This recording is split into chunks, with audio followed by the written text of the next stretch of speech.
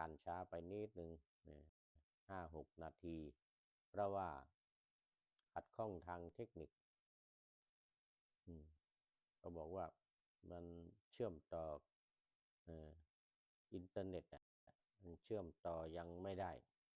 ต้องคอยเวลานิดหน่อย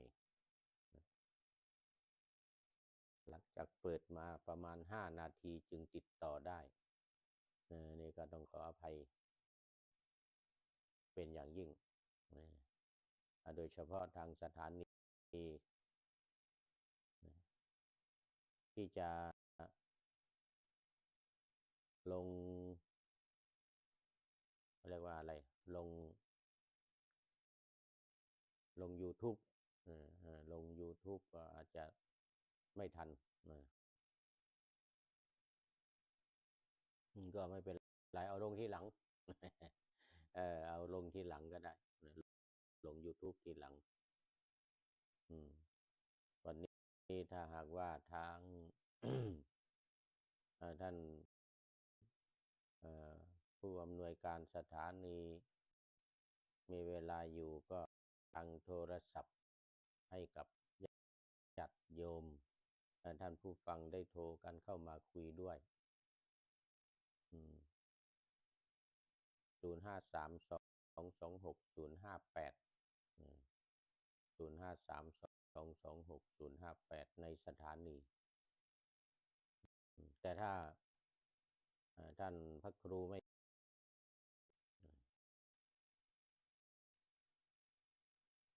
สำหรับที่วัดพระธาตุดอยสุเทพ FM 96นั้นก็ไปฟังกันตอนกลางคืน5 ทุ่มถึงเที่ยงคืน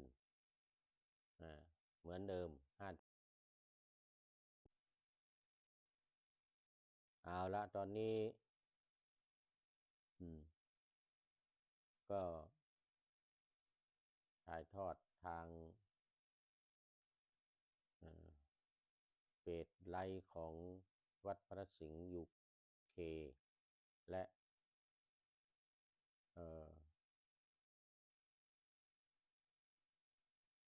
แท็กเฟซของอาตมา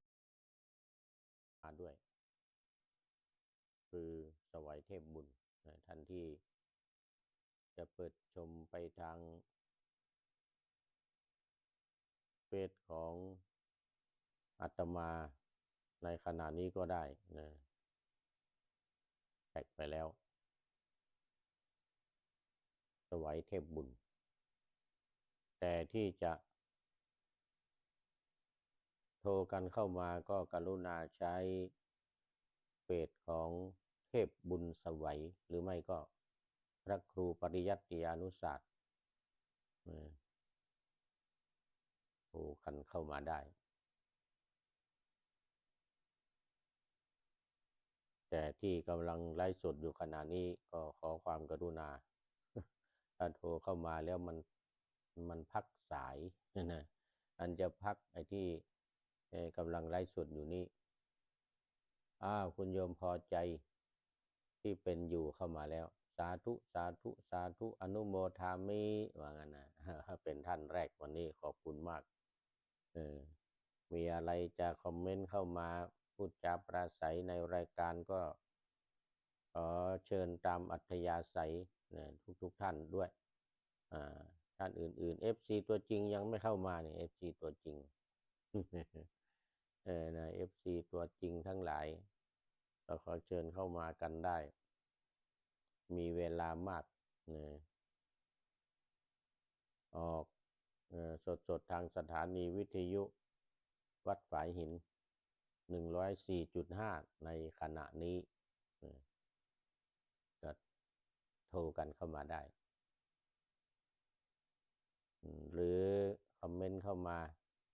ทางเฟซทางไลน์ของหลวงจีนก็โทรเข้ามาได้นะไลน์ของหลวงจีนและเทวปุญโญหลวงจีนและเทวปุญโญ โทรกันเข้ามาได้ทางไลน์ทางเฟซอ้าวมาสู่เนื้อหาของพระไตรปิฎกกันต่อตอนนี้ก็ยังอยู่ในเสลสูตรสูตรที่ว่าด้วย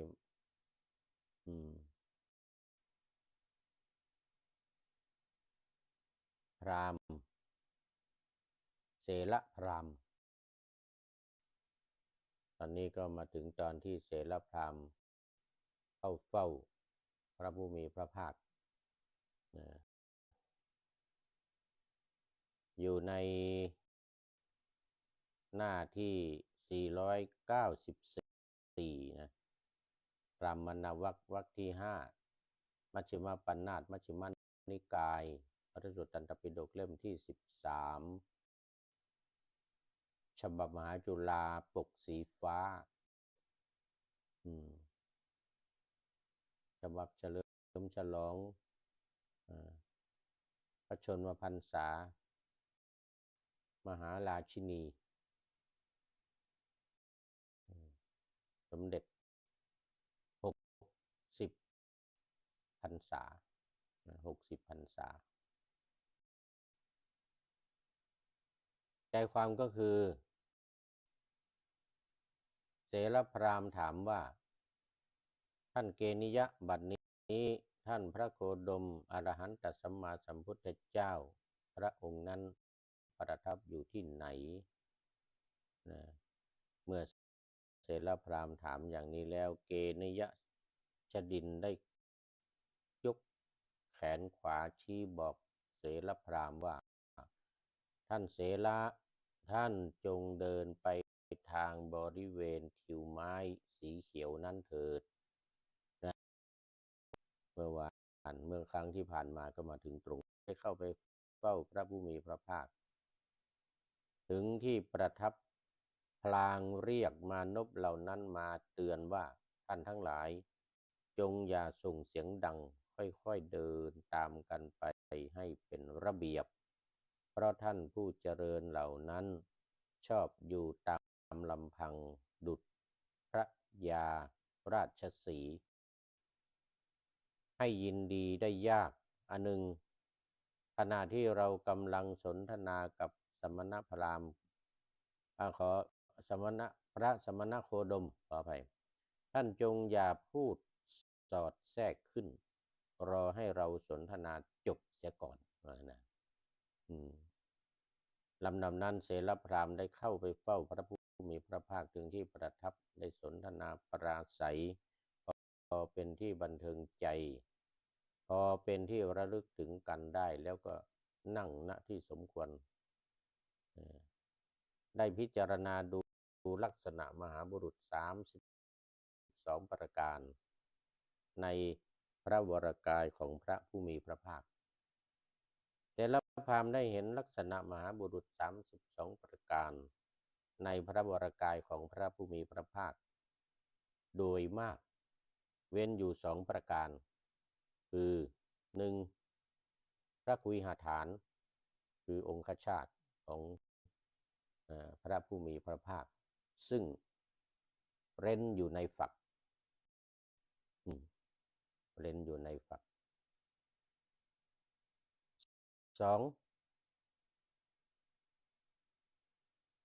พระชิวหาใหญ่พระชิวหาใหญ่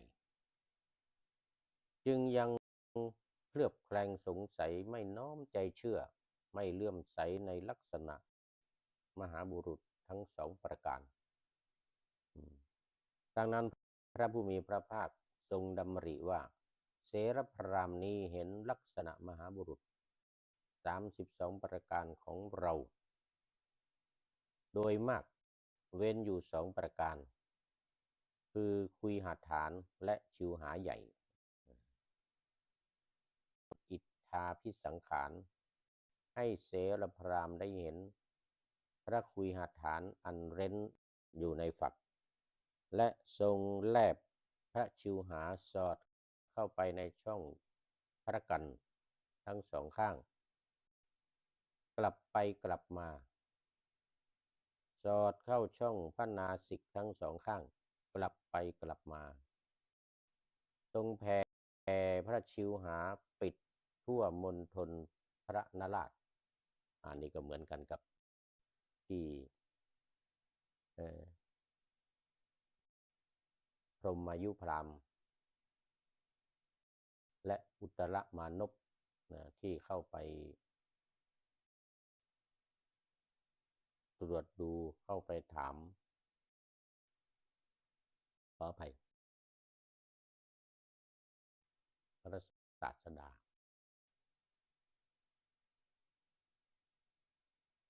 เสรพราหมณ์กับศิษย์กราบทูลขอบรรพชาอุปสมบทนี่มันเป็นตอนที่เสรพราหมณ์ขออุปสมบทครั้งนั้นเสรพราหมณ์คิดว่าพระสมณโคดมทรงประกอบด้วยลักษณะมหาบุรุษ32ประการบริบูรณ์ไม่บกพร่องแต่เรายังไม่ทราบว่าพระองค์เป็นพระพุทธเจ้าหรือจริงหรือไม่เราได้ทราบจากสำนักพราหมณ์ทั้งหลายซึ่งเป็นคนฉลาดเป็นอาจารย์และปาจารย์ผู้กล่าวกันว่าพระผู้มีพระภาคอรหันตสัมมาสัมพุทธเจ้าทั้งหลายย่อมแสดงพระองค์ให้ปรากฏในเมื่อบุคคลกล่าวถึงคุณของพระองค์ทางที่ดีเราควรชมเชยพระสมณโคดมเฉพาะพระพักตร์เป็นคาถาที่เหมาะสมนะเป็นคาถาที่เหมาะสมนี่กล่าวเป็นคาถาอีกเหมือนกับพรหมายุพราหมณ์เหมือนกับอุตรมานพลำดับนั้นเสรพราหมณ์จึงชมเชยพระผู้มีพระภาคเฉพาะพระพักตร์ด้วยคาถาที่เหมาะสมว่าพระองค์เสด็จยภาพมีพระวรากายสมบูรณ์มีพระชวีวันเปล่งปลั่งดังทองมีพระเขี้ยวแก้วขาวสะอาดเพราะพระลักษณะมหาบุรุษที่มีปรากฏแก่มหาบุรุษนั้นย่อมมีปรากฏในพระวรากายของพระองค์อย่างครบถ้วนพระองค์มีพระเนตรแจ่มใสมีพระพักตร์ผุดผ่องมีพระวรากายสูงใหญ่ตรงมีพระเดชทรงรุ่งเรืองอยู่ในท่ามกลางหมู่สมณะพระองค์เป็นภิกษุมีคุณสมบัติงดงามน่าชมมีพระชวีวันผุดผ่องดังทองพระองค์มีพระวรรณะสูงส่งถึงเพียงนี้จะเป็นสมณะไปทำไมนั่นจะเป็นสมณะไปทำไมวะงั้นนะผมพูดที่ไม่เคยได้ยิน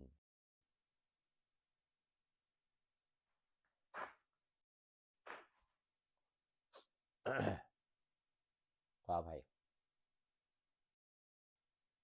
พระองค์ควรเป็นพระเจ้าจักรพรรดิมีที่องค์อาจนะหมู่ปรามเป็นใหญ่ในภาคพื้นชมพูทวีปซึ่งมีสมุทรสาครทั้งสี่เป็นขอบเขตข้าแต่พระโคดมขอเชิญพระองค์ขึ้นครองราชย์เป็นพระเจ้าจักรพรรดิจอมมนุษย์ตาม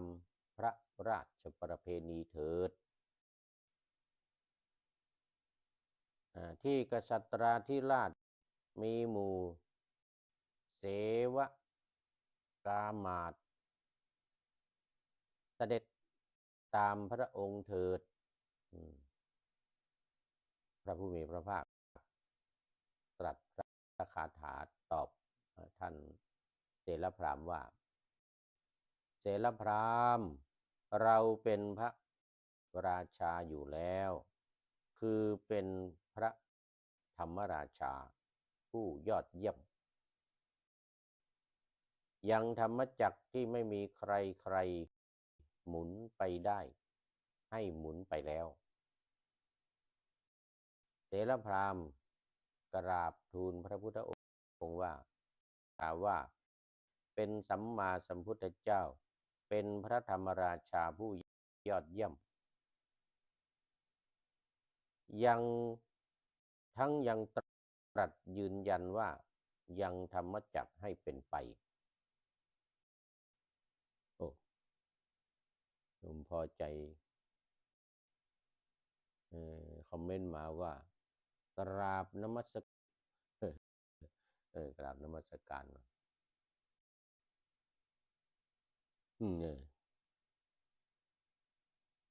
สาธุสาธุ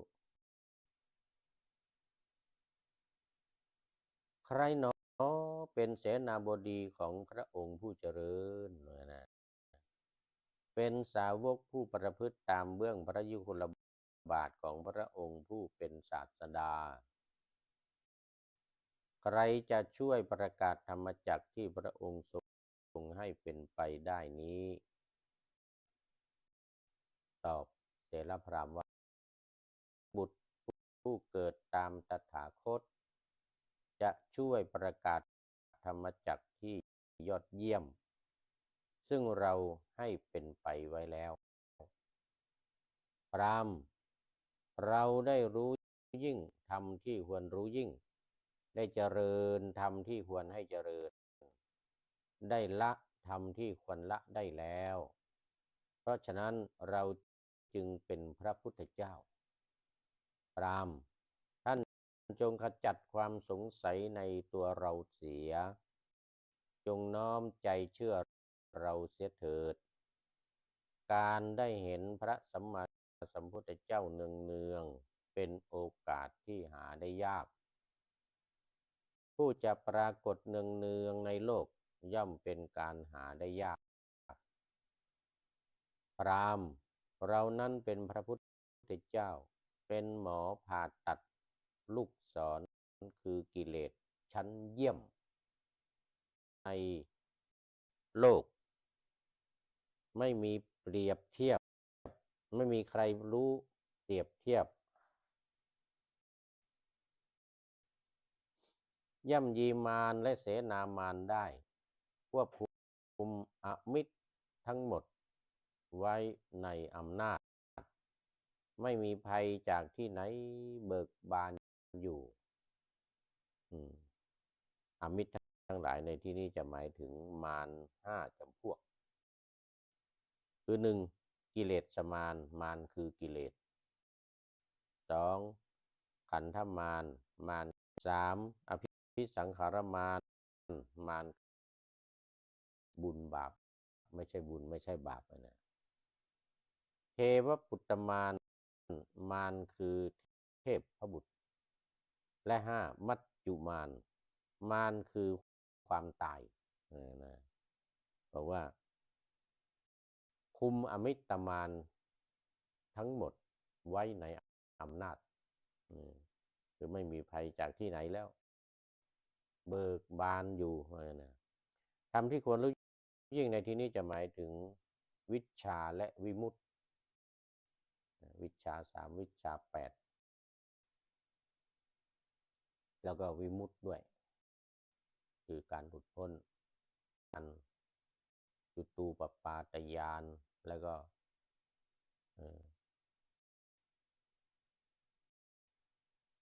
อาสวัคยญาณอาสวัคยญาณส่วนธรรมที่ควรให้เจริญในที่นี้จะหมายถึงมรรคสัจจะมรรคสัจคนเจริญนาคามีมรรคเป็นโสดาปัตติผลสกทาคามิผลอนาคามิผลและอรหัตผล ในที่สุด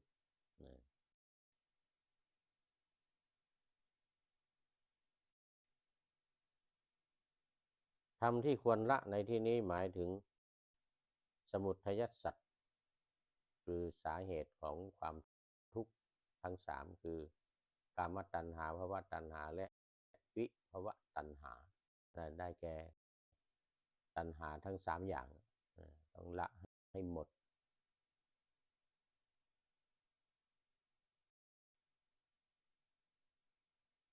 เสร็จแล้วพราหมณ์ก็ได้กราบทูลพระพุทธองค์อีกว่าข้าแต่พระองค์ผู้เจริญขอเชิญพระองค์จงทรงใคร่ครวญคำของข้าพระองค์นี้เหมือนอย่างที่พระผู้มีพระภาคผู้มีพระจักขุสอนเป็นมหาวีระตรัสไว้เป็นมหาวีระตรัสไว้เหมือนพญาราชสีห์บรรลือสีหานาถอยู่ในป่าป่านั้นเลยใครเห็นพระผู้มีพระภาคผู้ประเสริฐสุดไม่มีผู้เปรียบเทียบย่ำยีมารและเสนามารได้จะไม่พึงเสื่อมจะไม่พึงเลื่อมใสเล่าจะไม่พึงเลื่อมใสเล่าถึงคนผู้เกิดในตระกูลต่ำก็ยังปรารถนาจะตามฉันก็เชิญมาหรือผู้ที่ไม่ปรารถนาก็เชิญกลับไปฉันจะบวชในสำนักของพระสัมมาสัมพุทธเจ้าผู้มีพระปัญญาประเสริฐกล่าวอย่างองอาจหาญอย่างแกล้วกล้าเลยทีเดียวมานพเหล่านั้นกล่าวด้วยคาถาว่าหากท่านอาจารย์ประทับใจคำสอนของพระสัมมาสัมพุทธเจ้าเช่นนี้แม้เราทั้งหลายก็จะบวชในสำนักของพระสัมมาสัมพุทธเจ้าผู้มีปัญญาอันประเสริฐพราหมณ์300กล่าวว่าข้าแต่พระองค์พระผู้มีพระภาคข้าพระองค์ทั้งหลายจะประพฤติพรหมจรรย์ในสำนักของพระองค์เพราะพระผู้มีพระภาคตรัสด้วยพระคาถาว่าเสละพรหมจรรย์เรากล่าวไว้แล้วผู้บรรลุจะเห็นได้เองให้ผลไม่จำกัดการพัชชาไม่ไร้ผลเมื่อคนที่ไม่ประมาทมันศึกษาอยู่ก็จะประสบความสำเร็จเสรพราหมณ์พร้อมทั้งบริวารได้รู้พระภาคแล้ว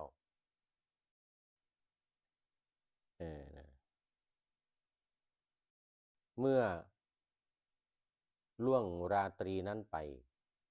เกณิยชดินสั่งให้จัดของเคี้ยวของฉันอันประแล้วส่งคนไปกราบทูลภัตตาการว่าข้าแต่พระโคดมผู้เจริญได้เวลาแล้วภัตตาหารสำเร็จแล้วพระพุทธเจ้าข้าครั้นเวลาเช้าพระผู้มีพระภาคทรงครองอันตรวาสกถือบาทและจีวรเสด็จและประทับบนพุทธอาสน์สงฆ์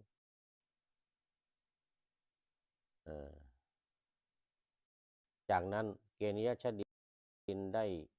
อังคาดภิกษุสงฆ์ซึ่งมีพระพุทธเจ้าเป็นประธานให้อิ่มหนำสำราญ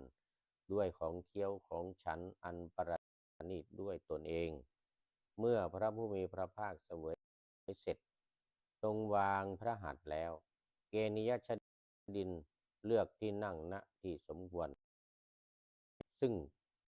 ต่ำกว่า ต่ำกว่าพระผู้มีพระภาคพระพุทธเจ้าทรงทำอนุโมทนาแก่เกณิยชดินพระผู้มีพระภาคทรงอนุโมทนาแก่เกณิยชดินด้วยพระคาถาเหล่านี้ว่าการบูชาไฟเป็นการบูชายันอันประเสริฐสาวิตรีฉันเป็นฉันอันดับแรกพระราชาเป็นประมุขของมนุษย์ทั้งหลายสมุทรสาครเป็นศูนย์รวมแห่งแม่น้ำทั้งหลาย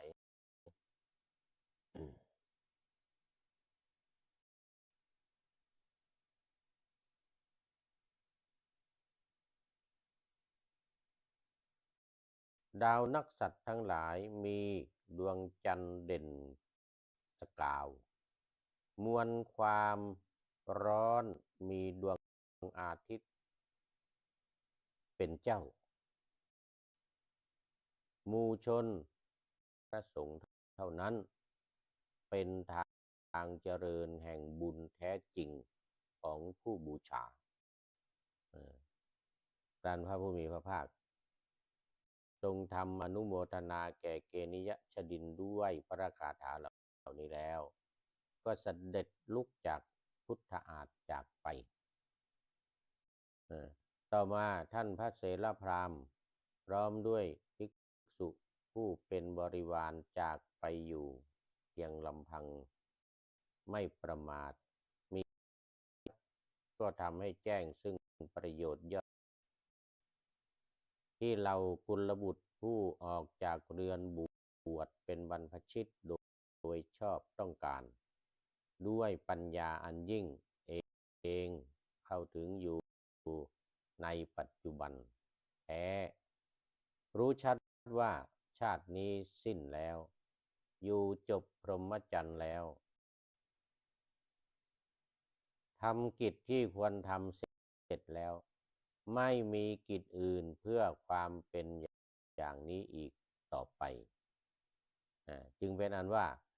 ท่านพระเถรพราหมณ์กับภิกษุผู้เป็นบริวารเป็นพระอรหันต์จำนวนหนึ่งบรรดาพระอรหันต์ทั้งหลายครั้งนั้นท่านพระเถระพร้อมด้วยภิกษุหมู่บริวารได้เข้าไปเฝ้าพระผู้มีพระภาคไปได้กราบทูลด้วยคาถาว่าโอ้คาถาเยอะเหลือเกินนี่เก่งคาถามากข้าแต่พระองค์ผู้ประกาศผู้มีพระภาคผู้มีพระภาคผู้มีพระจักษุข้าพระองค์ทั้งหลายถึงพระองค์เป็นสรณะครบ8 วันนับจากวันนี้จึงเป็นอันว่าข้าพระองค์ทั้งหลายฝึกฝนตนสำเร็จในศาสนาของพระองค์ใช้เวลา7 วันเท่านั้นมาสัมเป็นพระมุนีผู้ครอบงำมารได้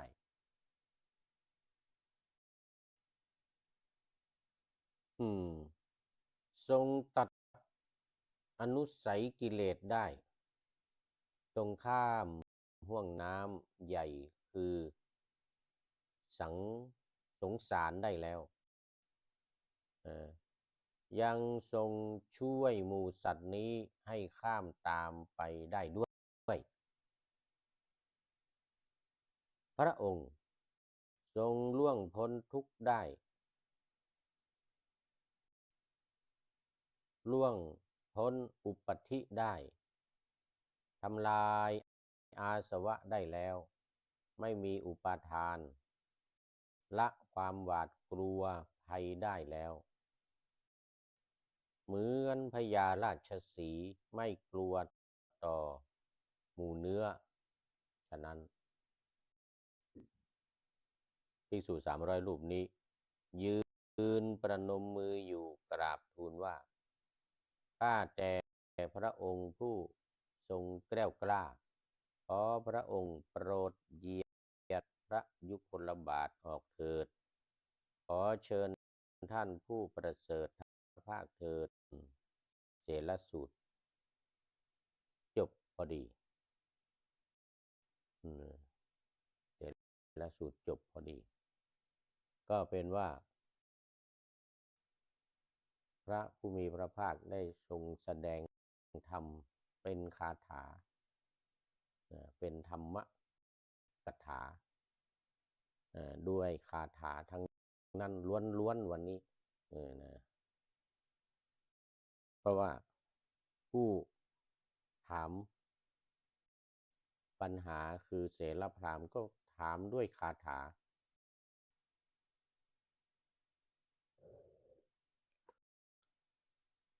ผู้พูดก็ง่วงหลับ สถานที่ค่อนข้างจะได้มากแล้ววันเวลานี้ดูจะเป็นเวลาหลับเวลานอนนะเวลาหลับเวลานอนของที่นี่นะตอนนี้ตี 1:44 นาที45 นาทีเหลือเวลา15 นาทีจากตี 2ของที่นี่แต่เมืองไทยเรานั่นกำลังจะไม่ได้ออกอากาศนะสดเพราะว่าจะง่วงนอนเพราะเป็นเวลาหลับเวลานอนของที่นี่อ่าเสร็จละเอ่อเดี๋ยวตอนนี้เดี๋ยวอ่านยังไม่ชัดอืม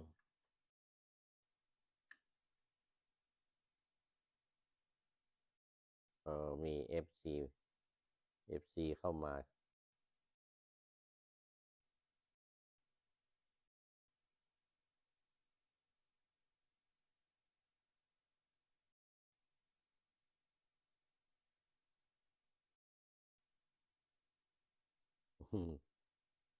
เอฟซีเข้ามากันมากแล้วต้องหาดูก่อน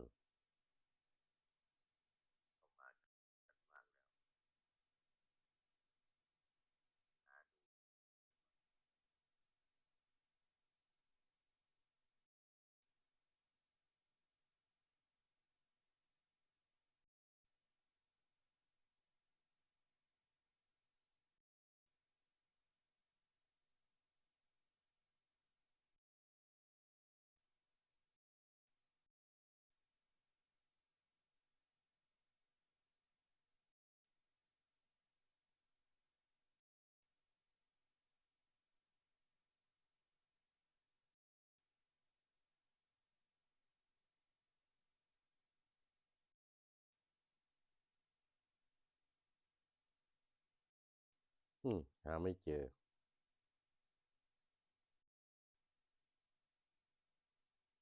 หาไม่เจอไม่เป็นไรดูที่หน้าจอก่อน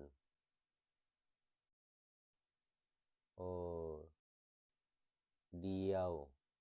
เดียวโชรี่โอ้ไม่ชัดเจนอ่ามองไม่ชัดของขออภัยนมัสการค่ะพระอาจารย์นะจากเชียงใหม่จากเชียงใหม่อืมหรือเปล่าเชียงใหม่หราจากเชียงใหม่หราเออมาจากดอยสุเทพใช่ไหมคะโอ้ใช่มาจากดอยสุเทพมาจากวัดพระธาตุดอยสุเทพนะเออขออภัยมันอ่านไม่ชัดนะดาวนะน่าจะเป็นดาวคุณโยมดาวคุณโยมดาวไม่ใช่เดียวดาวคุณโยมดาวขออภัยเออเออแต่นามสกุลก็อืมอ่านไม่ชัดต้องขออภัยนะอืมไฮ สุขออภัยอ่านมองไม่เห็นมันไกลไม่ชัดคุณโยมดาวบอกว่ามาถามว่ามาจากดอยสะเก็ดใช่ไหมโอ้โหถูกต้องเออมาจากวัดพระธาตุดอยสุเทพอืมไม่ใช่ดอยสะเก็ดบ้านเดิมอยู่ดอยสะเก็ดแต่ว่าเอ่ออยู่วัดพระธาตุดอยสุเทพอืมอืม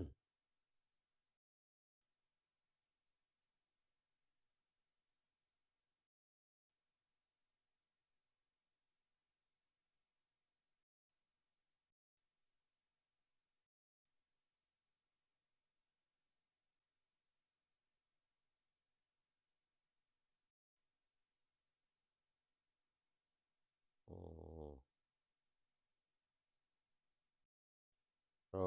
สาธุโมทนาช่วยกันกดไลค์กดแชร์กดไลค์กดแชร์มากๆกดไลค์กดแชร์มากๆ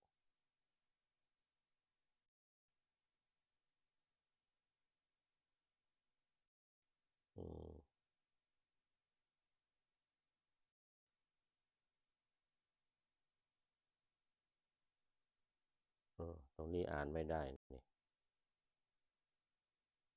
ตรงนี้ไม่อ่านไม่ได้อืม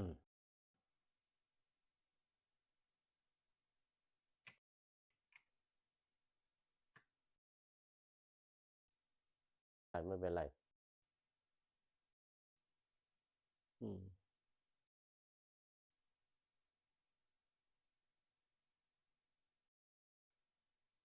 คุณยมดาวคุณยมพอใจนะยมดาวยมพอใจอืม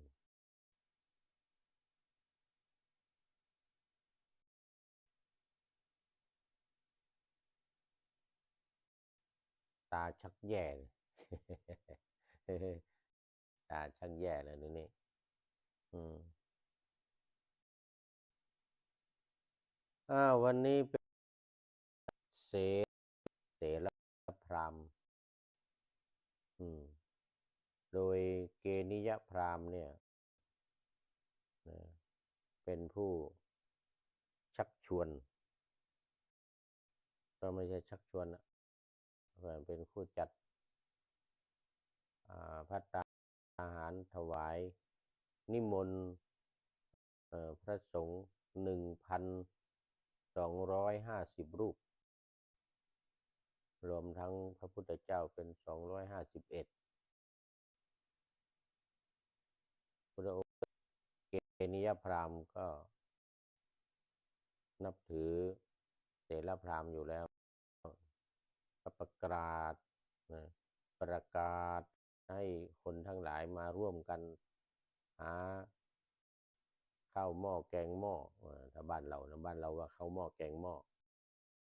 เอามาถวายพระพุทธเจ้านะวันพรุ่งนี้นิมนต์มาแล้วร่วมกันถวาย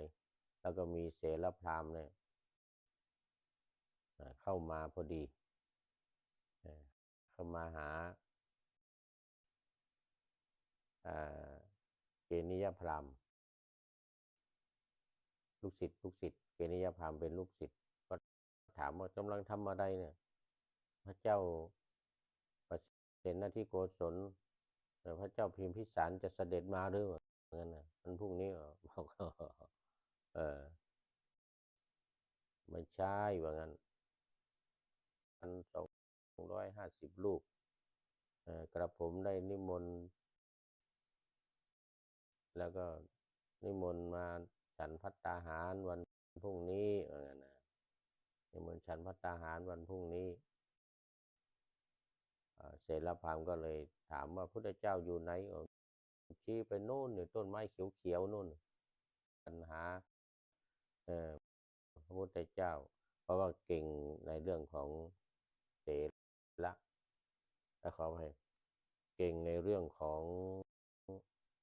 มหาบุริสลักษณะคือลักษณะของมหาบุรุษด้วยอืมแต่แล้ว ณิยพราหมณ์พร้อมกับพราหมณ์ทั้งหลายเนี่ยก็ขอร้องให้เสรพราหมณ์เนี่ยเสรพราหมณ์เนี่ยเขาไปเฝ้าพระพุทธเจ้าเองเสรพราหมณ์พร้อมกับมานพ300ก็เลยไปเฝ้าพระพุทธเจ้ามหาบุตรเรื่องของพระคุยหะคือองคชาตของพระพุทธเจ้าที่ว่าเล่นอยู่ในฝักและพระชิวหาใหญ่ก็ไปกราบทูลถามพระพุทธเจ้ามีความสงสัยเคลือบแคลงอยู่2 อย่างนี้พุทธองค์ทรงทราบวาระจิตของแต่ละพราหมณ์ก็จึงแสดงด้วยอิทธาภิสังขารให้เห็นองคชาตที่เล่นลับอยู่ในฝักและชิวหาพระชิวหาใหญ่ต้องแสดงให้เห็นแลบ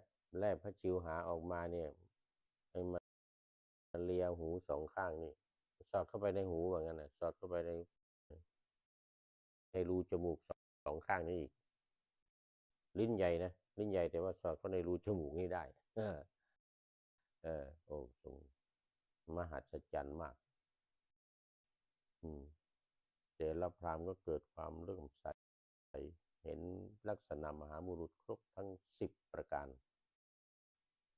32 ประการเนี่ยคุณโยมดาวก็เกิดความเลื่อมใสก็ขอบรรพชาขอบวชลูกศิษย์ทั้งหลาย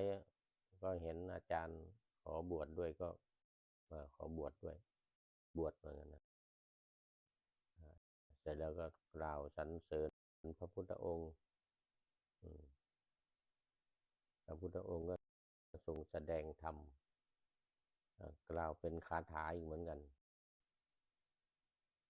ก็ขอบวชเสร็จเรียบร้อยแล้วจึงพากันไปฉันบ้านของเกณิยพราหมณ์เสร็จแล้วฉันภัตตาหารอะไรเรียบร้อยแล้วนี่ก็อยู่มาไม่นานนักมีความไม่ประมาทประพฤติพรหมจรรย์ก็ได้บรรลุทั้งลูกศิษย์อีก300เสรพราหมณ์ด้วยก็บรรลุเป็นพระอรหันต์กันหมดพระองค์ก็ทรงยกย่องมาเสรพราหมณ์พร้อมทั้งลูกศิษย์ทั้ง300 คนพร้อมทั้งลูกศิษย์ทั้ง300 คนเมื่อบรรลุทำเรียบร้อยแล้วทั้งหมดก็ไปกราบทูลพระผู้มีพระภาคแกล้วกล้าอาจหาญ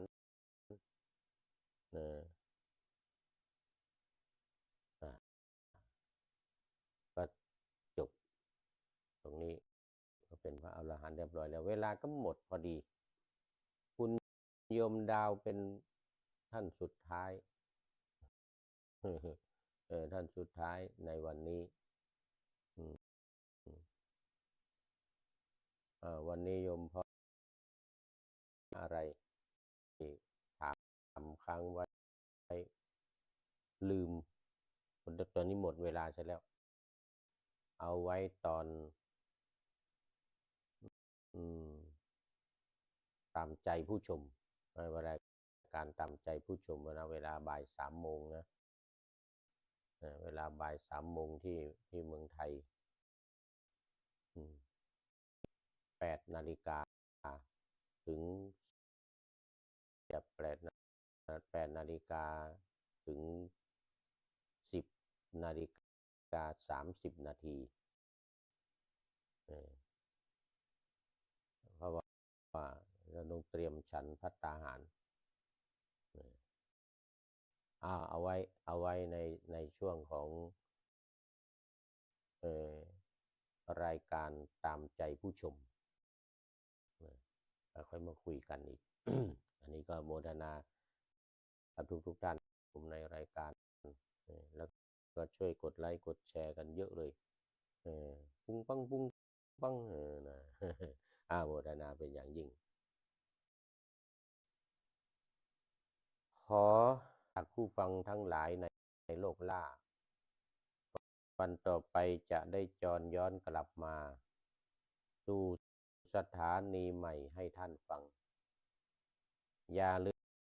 มเปิดวิทยุหรือคอมพิวเตอร์ผัง YouTube เฟซเพจไลน์ให้ดัง